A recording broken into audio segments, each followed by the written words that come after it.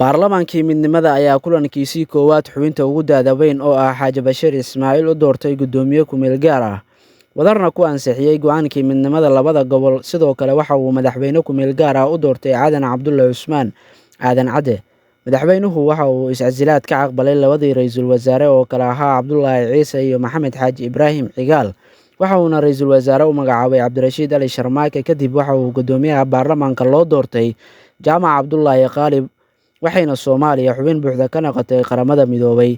Ra'iisul wasaare Cabdirashiid ayaa soo dhisay xukuumadda iyadoo xukuumaddiisu heshay kalsoonida baarlamaanka bishii Juun ee 1961. Afti dadweyne oo loo qaaday dastuurka dalka ayaana lagu ansixiyay 90% oggolaansho ah, waxaana madaxweyne loo doortay Aadan Cadde muddo xileed 6 sano ah, isaga oo mar kale ra'iisul wasaare u magacaabay Cabdirashiid.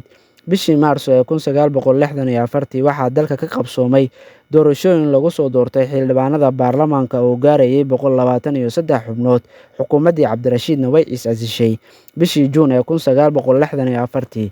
Madaxweynuhu waxa uu soo magacaabay ra'iisul wasaare Cabdirasaaq Xaaji Xuseen, isaga oo soo dhisay xukuumad uu xubnaheedu ku soo xushay karti, khibrad iyo hufnaan, halka xukuumadihii hore lagu soo xuli jiray awood qaybsi beeleed. Taasina waxa ay keentay in uu mucaarad ku yeesho xisbiga iyo baarlamaanka, balse ugu dambeyntii barnaamijkii xukuumaddiisa waxa uu helay kalsoonida baarlamaanka. Ra'iisul wasaare Cabdirasaaq waxa uu ogaaday in uu maamulka xukuumadda hareeyay musuqmaasuq, sidaa awgeedna waxa uu soo saaray go'aan la magac baxay Baqshada Gaduudan oo uu shaqada kaga joojinayay 60 ka mid ahaa howlwadeennada xeerka koowaad ee lala xiriiriyay musuqmaasuqa. Isagoo ula jeeday in uu maamulka xukuumadda hagaajiyo, waxa uu soo saaray xeer ku salaysan halbeegga shaqada xukuumadda, khibrad iyo aqoon, isaga oo dhisay machad lagu barto maamulka.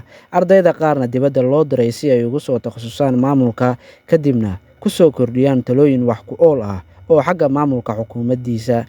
Ra'iisul wasaare Cabdirasaaq waxa uu qaaday olole uu ku wacyigelinayo bulshada hufnaanta iyo in aan howlaha maamulka la qabyaaladayn. Waxa uuna ku taameeyay in uu dhidibada u aaso qaab maamulku dayasho mudan, balse ra'iisul wasaare Cabdirasaaq waxa uu xafiiska baneeyay 1967 isagoo aan riyadiisa hirgelin.